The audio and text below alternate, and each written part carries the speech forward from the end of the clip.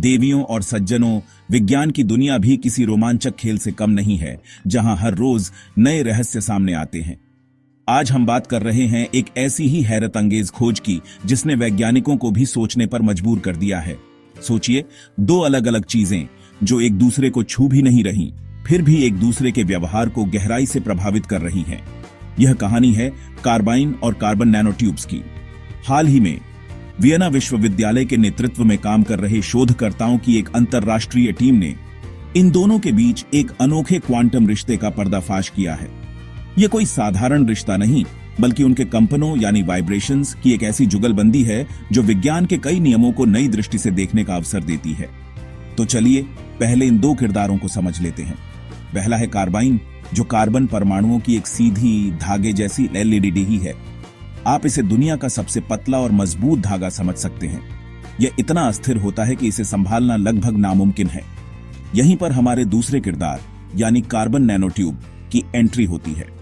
Carbon nanotubes carbon से बने खोखले सिलेंडर जैसे पाइप होते हैं जो खुद भी बहुत मजबूत और अनोखे गुणों वाले होते हैं। लगभग 9 साल पहले वैज्ञानिकों ने एक कमाल का तरीका खोजा था। उन्होंने कार्बाइन की इस नाजुक एलईडी को कार्बन नैनोट्यूब के सुरक्षित कवच के अंदर बना लिया।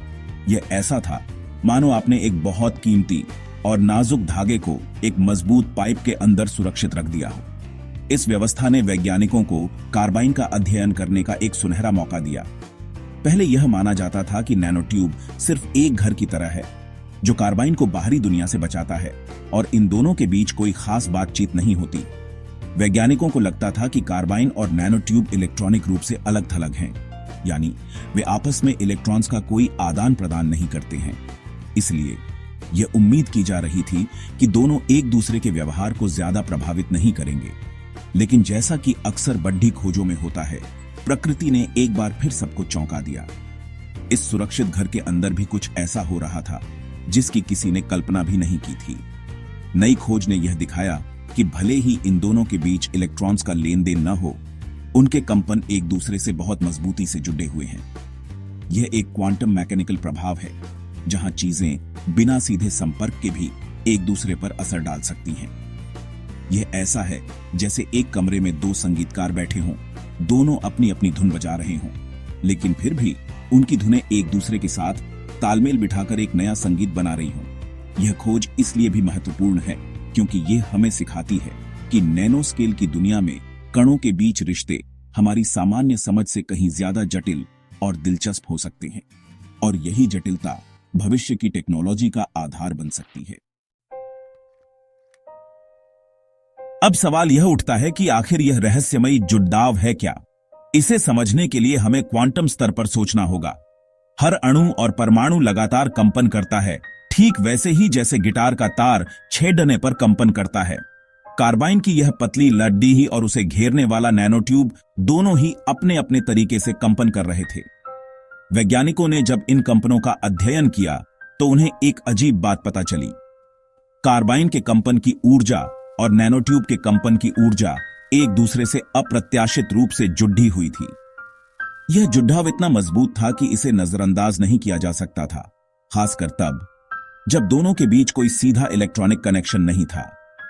यह क्वांटम मैकेनिकल कपलिंग का एक क्लासिक उदाहरण है, लेकिन इस मामले में यह असाधारण रूप से शक्तिशाली था। आमतौर पर इस तरह का प्रभाव बहुत कमजोर होता है, लेकिन यहां कार्बाइन की संरचना और उसकी अस्थिर प्रकृति ने इसे कई गुना बढ़ा दिया। शोधकर्ताओं ने पाया कि कार्बाइन बाहरी प्रभावों के प्रति अविश्वसनीय रूप से संवेदनशील है। जरा सा भी बदलाव, जैसे तापमान में हल्का सा उतार चढ़ाव, इसके कंपन को बहुत ज्यादा बदल देता है। और क्योंकि इसका कंपन नैनोट्यूब से जुड़ा हुआ है, तो कार्बाइन में होने वाला बदलाव नैनोट्यूब के कंपन को भी प्रभावित करता है। यह एक दो तरफा रिश्ता था, एक ऐसी बातचीत जो ऊर्जा के स्तर पर हो रही थी। इस खोज ने एक और पुरानी धारणा को तोड़ा। पहले यह माना जाता था कि कार्बाइन का नैनोट्यूब पर कोई खास असर नहीं होता, लेकिन नए शोध ने दिखाया कि यह सच नहीं है।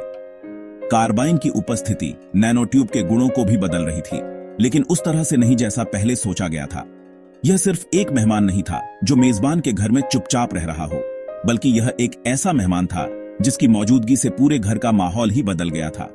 यह रिश्ता इतना गहरा था कि एक के कंपन की लय दूसरे के कंपन की लय को तय कर रही थी और दोनों मिलकर एक नई सिम्फनी, एक नई वाइब्रेशनल प्रॉपर्टी बना रहे थे। इस अनोखे रिश्ते को समझने के लिए आप एक झूले का उदाहरण ले सकते हैं। कल्पना कीजिए कि एक बड़े झूले के फ्रेम से एक छोटा झूला लटका हुआ है। जब आप छोटे झूले को धक्का देते हैं तो उसकी गति से पूरा बड़ा फ्रेम भी हल्का हल्का हिलने लगता है और बड़े फ्रेम का हिलना वापस छोटे झूले की गति को प्रभावित करता है।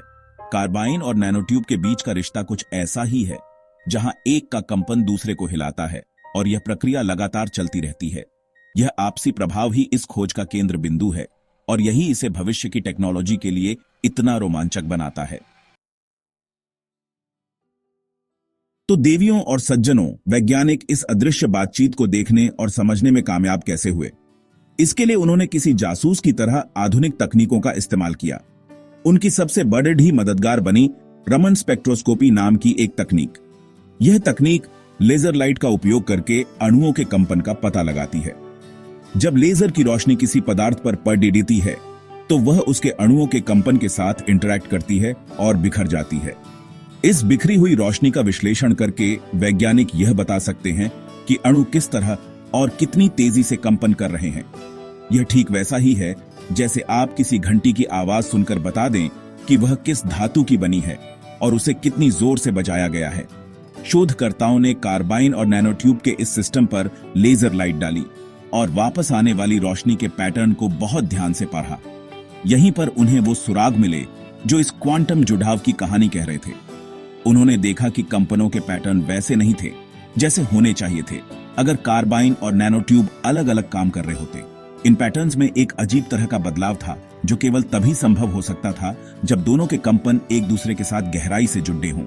लेकिन सिर्फ डेटा इकट्ठा करना काफी नहीं था। इस जटिल डेटा का मतलब निकालना एक बहुत बड़ी चुनौती थी। यहीं पर विज्ञान ने टेक्नोलॉजी का हाथ थामा। इस चुनौती से निपटने के लिए टीम ने अत्याधुनिक सैद्धांतिक मॉडल और मशीन लर्निंग का सहारा लिया। मशीन लर्निंग, जो आर्टिफिशियल इंटेलिजेंस का एक हिस्सा है, बड़ी मात्रा में डेटा का विश्लेषण करके उसमें छिपे हुए पैटर्न और रिश्तों को पहचान सकती है। वैज्ञानिकों ने मशीन लर्निंग एल्गोरिदम को रमन स्पेक्ट्रोस्कोपी से मिले हुए ढेर सारे डेटा के साथ प्रशिक्षित किया। कंप्यूटर ने इन जटिल कंपनों के बीच के संबंध को समझना शुरू किया और ऐसे मॉडल बनाए जो यह बता सकते थे कि ये दोनों सामग्रियां एक दूसरे को कैसे प्रभावित कर रही हैं। यह एक डिजिटल जासूस की तरह था जो उन सुरागों को जोड़ा रहा था जिन्हें इंसान आसानी से नहीं देख सकते। इन तकनीकों के मेल ने ही इस खोज को संभव बनाया। रमन स्पेक्ट्रोस्कोपी ने वैज्ञानिकों को अणुओं की दुनिया में झांकने की आंखें दी, तो मशीन लर्निंग ने उस जानकारी को समझने के लिए दिमाग का काम किया। इस जासूसी का नतीजा शानदार था। टीम न केवल यह साबित कर पाई कि कार्बाइन और नैनोट्यूब के बीच एक मजबूत क्वांटम रिश्ता है, बल्कि वे यह भी समझाने में सफल रहे कि यह रिश्ता कैसे काम करता है। यह विज्ञान और प्रौद्योगिकी के एक साथ आने की एक बेहतरीन मिसाल है, जहां सही उपकरण और सही विश्लेषण मिलकर बड़े से बड़े रहस्यों से पर्दा उठा सकते हैं। तो इस पूरी खोज का मतलब क्या है? क्या यह सिर्फ एक दिलचस्प वैज्ञानिक तथ्य है या इसका हमारी रोजमर्रा की जिंदगी पर भी कोई असर पड़ेगा? देवियों और सज्जनों, जवाब यह है कि इस खोज में भविष्य की टेक्नोलॉजी में क्रांति लाने की अपार क्षमता है। कार्बाइन की सबसे बड़ी खासियत बाहरी प्रभावों के प्रति उसकी अत्यधिक संवेदनशीलता है। जैसा कि हमने देखा, तापमान या दबाव में जरा सा भी बदलाव उसके कंपन को बहुत ज्यादा बदल देता है। यह गुण उसे एक आदर्श सेंसर सामग्री बनाता है। सोचिए, एक ऐसा सेंसर जो इतना छोटा हो कि उसे नंगी आंखों से देखा भी न जा सके और इतना संवेदनशील हो कि वह सबसे मामूली बदलावों को भी पकड़े छिले। इस खोज का एक सीधा एप्लीकेशन नैनो स्केल तापमान सेंसर बनाने में हो सकता है। आज बहुत छोटे स्तर पर गर्मी कैसे फैलती है, इसे मापना एक बहुत बड़ी चुनौती है। कार्बाइन आधारित सेंसर इस समस्या का समाधान कर सकते हैं। उन्हें कंप्यूटर चिप्स जैसी जगहों पर लगाकर यह पता लगाया जा सकता है कि कौन सा हिस्सा ज्यादा गर्म हो रहा है, जिससे बेहतर कूलिंग सिस्टम डिजाइन किए जा सकते हैं और इलेक्ट्रॉनिक्स को और भी छोटा और शक्तिशाली बनाया जा सकता है। यह एक संपर्क रहित ऑप्टिकल सेंसर होगा, जिसका मतलब है कि यह बिना छुए सिर्फ प्रकाश के माध्यम से तापमान माप सकेगा, जो इसे और भी उपयोगी बनाता है। इसके अलावा कार्बाइन के और भी कई गुण हैं जो इसे भविष्य का वंडर मटेरियल बनाते हैं। सैद्धांतिक रूप से यह अब तक ज्ञात सबसे मजबूत सामग्री हो सकती है, जिसकी तनन सामर्थ्य स्टील या हीरे से भी कई गुना ज्यादा है। इसके इलेक्ट्रॉनिक गुणों को नियंत्रित किया जा सकता है, जो इसे सेमीकंडक्टर टेक्नोलॉजी और अगली पीढ़ी के इलेक्ट्रॉनिक्स के लिए एक आकर्षक उम्मीदवार बनाता है। ऑप्टिकल सेंसिंग से लेकर मटेरियल साइंस तक कार्बाइन के संभावित उपयोगों की सूची बहुत लंबी है। यह खोज इन संभावनाओं को हकीकत में बदलने की दिशा में एक बहुत बड़ा कदम है। अंत में यह खोज विज्ञान की दुनिया में हलचल इसलिए मचा रही है क्योंकि यह हमें पदार्थों के बीच की बातचीत को एक नए तरीके से समझने में मदद करती है। यह हमें दिखाती है कि क्वांटम प्रभाव, जिन्हें अक्सर बहुत नाजुक और क्षणिक माना जाता है, सही परिस्थितियों में कितने शक्तिशाली हो सकते हैं। यह हमें सिखाती है कि प्रकृति के रहस्यों को उजागर करने के लिए हमें नई तकनीकों और नए विचारों को अपनाना होगा। कार्बाइन और नैनोट्यूब की यह कहानी सिर्फ दो सामग्रियों की कहानी नहीं है, यह विज्ञान की उस असीम जिज्ञासा की कहानी है जो हमें लगातार अज्ञात की ओर धकेलती है। और कौन जाने, शायद भविष्य का अगला बड़ेढा तकनीकी आविष्कार इसी पतले से कार्बन के धागे से जुड़ा हो।